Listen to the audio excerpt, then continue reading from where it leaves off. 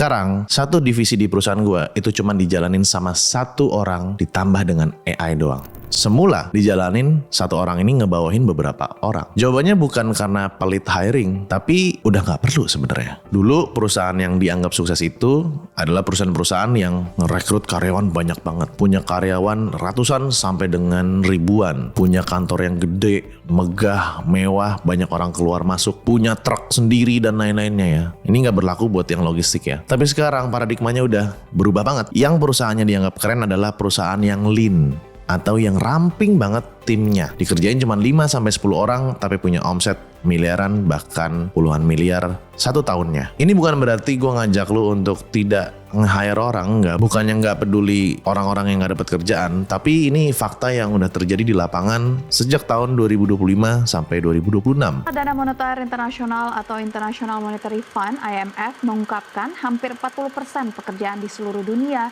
dapat terdampak oleh meningkatnya penggunaan kecerdasan buatan atau artificial intelligence. Akibatnya, tingkat pengangguran dunia bisa membengkak karena pekerjaannya diambil alih oleh kecerdasan buatan. Gue buka faktanya nih ya. Kalau zaman dulu, perusahaan butuh, gue harus bikin skrip, kita hiring copywriter, langsung masuk ke portal Jobstreet atau apapun itu, dibuka lowongan pekerjaan copywriter. Butuh yang analisa data, hire data analis. Butuh yang input data, hire admin. Butuh yang bikin konten, hire editor, hire videographer. Everything is hiring. Tapi zaman sekarang setelah ada AI, itu udah nggak hiring terus-terusan. Tapi perusahaan akan pelan-pelan shifting saat ada fitur atau fungsi yang diperlukan yang semula kita hiring dari orang, sekarang kita build pakai AI. Jadi sekarang kita bisa bangun AI kita sendiri untuk melakukan pekerjaan spesifik tersebut. Dan gue nggak ngomong cuman teori, tapi benar-benar terjadi lapangannya. Gue akan contohin seperti apa ngebikin AI ini seperti karyawan kalian. Kenalin, ini gue punya tim yang namanya Aldi. Dulunya dia cuman editor biasa yang bisa nge-rough cut doang, sama masuk-masukin teks, masuk-masukin audio, standar lah editannya. Tapi sekarang dengan bantuan AI, Aldi ini kayak punya semacam sahabat yang bisa dia suruh-suruh dan gak pernah ngambek gitu. Dan gak pernah minta traktir, gak pernah tidur, bahkan mungkin Aldinya tidur, dianya gak tidur. Dia yang semula cuman editor rough cut doang, dia sekarang udah bisa bikin skrip, bikin hook, terus abis itu dia juga udah bisa bikin storyboard, dia udah bisa semuanya. Dan bukan karena Aldi kuliah lagi, bukan karena Aldi punya gelar lagi tambahan, tapi karena Aldi menggunakan AI. Nah sekarang gue demoin kepada kalian gimana cepatnya orang yang sudah pakai AI versus yang belum pakai AI. Didi, tolong bikinin skrip gue seminggu ke depan ya. Oke, siap. Bentar, Bang. Bang, skrip udah kelar ya. Serius lo udah kelar? Baru aja gue mau ngambil kopi. Ya udah, nextnya coba rangkumin performance konten kita di akun Muda Cuma Sekali selama 7 hari terakhir. Oke, siap. Bentar, Bang.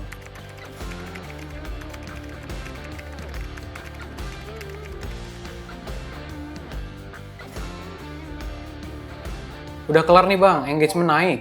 Lo lihat hasilnya, 3 hal dikerjain dalam waktu cepat sekali, kurang dari 1 jam, dan gue udah siap syuting. Orang yang gak berubah, hanya toolsnya aja. Jadi satu orang yang sama, lo bisa ngelakuin 3 hal yang berbeda. Di balik kekerenan itu, ada satu masalah. AI yang powerful itu gak murah. Subscription-nya mahal. Subscription enterprise-nya juga tinggi sekali. Dan gak cuma subscription-nya doang, tapi kalian harus punya hardware atau mesin yang bisa jalanin AI tersebut. Itu pun gak murah. Kalian harus investasi di sana. Kita gak bicara cuman sesimpel lu chatting-chatting doang kayak ChatGPT gitu ya, yang gratis nanyain resep makanan atau cari tempat nongkrong nextnya. Enggak ya. Kita ngomongnya udah enterprise jatuhnya. Udah buat perusahaan atau buat productivity gitu. Yang memang benar-benar bisa dipakai untuk ngelakuin 3 hal. Save time, save money, minimizing human error. Nah, untuk pengusaha yang udah punya uang, udah jalan, mereka bisa invest, bisa beli hardware-nya, bisa subscribe sama tools-nya. Tapi gimana dengan fresh graduate? Gimana dengan pekerja kantoran yang gajinya biasa-biasa aja?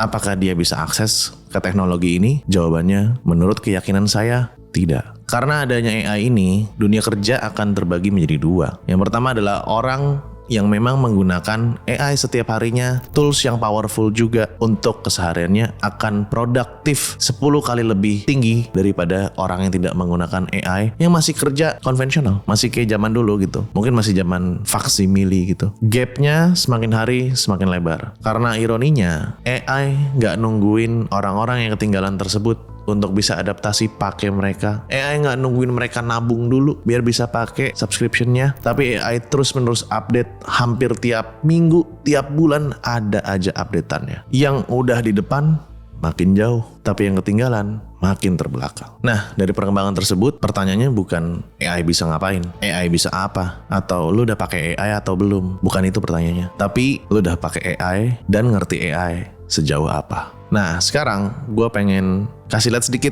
bagaimana operasional kantor gue itu dijalankan menggunakan AI sebagai co-pilot dari tim gue. Sehingga productivity-nya bisa naik gila-gilaan. Sedikit aja. Dan gue juga mau tekenin, ini bukan seperti yang kalian lihat di luaran sana. Sesimpel ChatGPT yang ditulis, bikinkan saya ABCDE. Atau, kamu adalah seorang profesional copywriter. Tugas kamu bla bla bla. Bli blu blu blu. Itu sudah ketinggalan zaman, guys. We don't prompt anymore, bro. Come on. Kita nggak nge-prompt lagi. Kita pakainya query. Kita pakai bahasa manusia. Jadi yang pertama, gue tuh di dalam AI gue bikin AI gue itu Kagebunshi no Jutsu.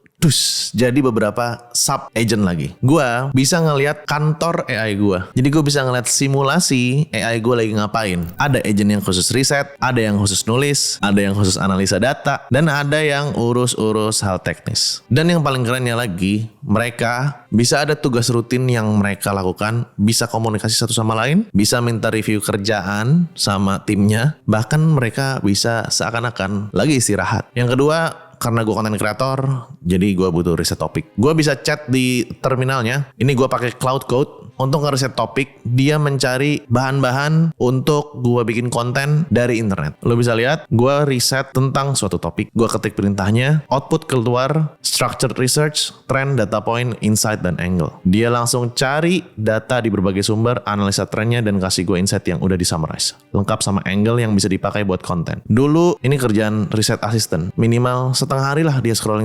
Tapi ini 2 menit sampai 5 menit kelar. Nah, terus misalkan dari hasil riset tadi gue mau langsung bikin copywriting. Gampang, tinggal ketik lagi promptnya. Minta dibikinin kopinya, cuman ngomong ini doang. Bikinin gue copywriting buat topik ini. Langsung outputnya keluar. Tinggal gue nge-prompt Aldi untuk nge-prompt karyawan-karyawan di dalamnya biar hasilnya sesuai dengan maunya gue. Dan Aldi udah jago untuk nge-prompt hal tersebut. Karena dari awal dia kerja sama gue, dia udah gue kenalin ke AI. Dan yang terakhir, ini yang gue suka sih, data analitik. Gue minta summary performa bisnis atau konten, outputnya langsung kelihatan. Semua data dikumpulin, di crunch, dan dikasih rekomendasi. Tanpa gue harus buka spreadsheet, bikin pivot table, atau hire orang buat bikin report. Hasil itu semua, copywriting, data analisis, dan semuanya gue kontrol dari satu terminal, atau gue minta tolong Aldi untuk ngelakuin controlling tersebut. Yang dimana zaman dulu itu harus hire researcher, copywriter, data analis, dan berbagai macamnya. Bayangin berapa biayanya untuk hire orang-orang tersebut. Dan sekarang gue bareng Aldi plus AI udah bisa kerjain itu 24 jam 7 hari. That's it. Nah, tapi yang paling penting dari semuanya adalah rumah AI-nya. Sebagus apapun AI lo, kalau rumahnya gubuk, gak bakalan perform AI lo. Lo gak bisa tuh nge-prompt sambil video call dan AI lo ngebuka 30 tab browser untuk ngeriset, terus habis itu lo sambil WhatsAppan, sambil nonton YouTube. Kalau misalnya PC lo itu kayak rumah gubuk. Maksudnya rumah gubuk tuh PC yang speknya pas-pasan. Nah, makanya butuh PC yang benar-benar mumpuni. Biar AI lo juga perform sambil lo bisa ngelakuin hal yang produktif lainnya. Nah, banyak yang nanya setup gue itu apa. Gue pakai Asus Expert Center P400 AIO. Yang pertama gue notice dan langsung suka, ini all-in-one one PC. CPU dan monitor udah jadi satu unit. Udah termasuk juga dengan mouse dan keyboardnya. Artinya, setup meja gue langsung clean. Minimalis, nggak ada tower gede di bawah meja, nggak ada kabel kemana-mana. Since dulu gue punya setup yang super bener-bener gaming room, tampilannya kayak gini, dan itu capek sih. beresinnya. Kalau ini tinggal taruh, plug bisa dipakai gitu. Buat yang kerja di apartemen, di kamar, atau yang emang suka workspace yang bersih, ini game changer. Serius banget gue. Tapi jangan salah lihat dari bentuknya yang ringkes. Performanya nggak ringkes, bos. Dia pakai prosesor up to Intel Core i7 13620H. Ini H series atau H series kerennya. 45 watt, prosesor high performance, bukan yang low power buat laptop tipis. That's the power of Asus with Intel inside. Jadi buat workflow AI yang gue tunjukin tadi, multi-tap, multi-agent jalan bareng, rendering, video call simultaneously, semuanya tetap smooth, zero lag. Yang menarik lagi, device ini sendiri udah punya AI built-in dari sananya. Ada Microsoft Copilot yang udah terintegrasi dan ada fitur Asus sendiri namanya Asus AI Expert Meet. Lewat Asus AI Expert Meet, lu bisa gunain dia untuk bikinin mom saat lu meeting. Mom itu ibarat kata resensi atau summary dari meeting tersebut. Terus ada AI Translation, terjemahan real time untuk meeting internasional, business watermark, proteksi dokumen otomatis saat screen sharing. Jadi selain AI workflow yang gua setup sendiri, device ini juga punya tambahan layer AI productivity di atas itu. Jadi double layer. Dari sisi keamanan, dan ini yang sering di skip orang padahal penting banget kalau lo handle data business. Security features, ada TPM 2.0, enskripsi data level hardware, Asus Expert Guard, proteksi software, retraceable kamera, kamera fisik bisa ditutup manual, privacy guaranteed, MIL STD 810H. Ini fitur yang lolos standar militer, tahan getaran, suhu, kelembapan. Standnya juga adjustable, bisa naik turun, tilt, swivel. Buat yang kerja 8-10 jam sehari di depan layar, ergonomi itu bukan luxury. Itu kebutuhan. Dan juga ada lubang untuk kabel manajemennya jadi biar lebih rapi. Dan yang bikin ini smart sebagai investment, lu bisa update RAM, support sampai 64GB, DDR5, Dual SO-DIMM, DIMM. Lanjut, storage juga bisa lu upgrade sampai 2TB, Dual M.2 PCI Express 4.0. Jadi ini bukan device yang lu beli setahun, besokannya tahun depan udah harus ganti device lagi. Tapi ini device yang lu beli untuk grow bareng-bareng bersama device-nya, bersama AI-nya, bersama lu, atau bersama tim lu. Harganya mulai dari 9 jutaan dan sudah ada garansi 2 tahun serta ada accidental damage protection. Jadi kalau kesenggol, jatuh, atau kena tumpahan itu masih di cover. Dan sekarang lagi ada bonus free backpack juga. Buat yang tertarik, gue taruh link lengkapnya di deskripsi ya. Cek aja. Trusted by IT expert, built for worry-free business. Oh ya, mungkin dari lu ada yang nanya, Bang, ini skripnya pakai AI, editnya juga pakai AI. Iya, jawabannya pakai AI. Dan itu exactly the point. Dan I'm waiting, gue bakal menunggu banget saat gue gak perlu syuting lagi kayak gini. Semuanya sudah pakai AI dan running smooth. Sekarang masih belum scalable dan masih belum smooth banget. Gue Ogut, sampai ketemu di video selanjutnya. Karena kita gak tambah mudah.